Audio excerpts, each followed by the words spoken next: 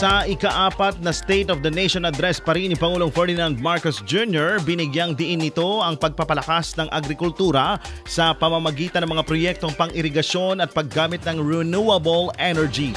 Ayon sa datos ng National Irrigation Administration, Department of Agriculture at Department of Agrarian Reform, nasa 88,646 na hektarya ng lupa lupang pansakahan ang napatubigan mula July 2022 hanggang March 2025 na nakinabang ang higit 1.27 milyong magsasaka.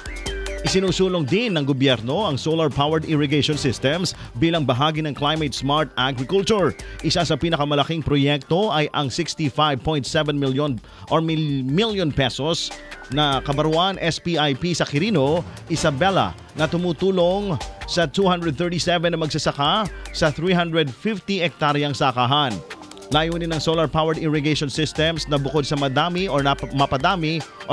ang ani ng mga magsasaka ay mababawasan din ang kanilang mga krudo at gasolina.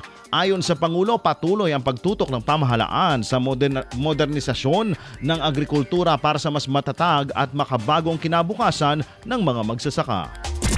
IFM News.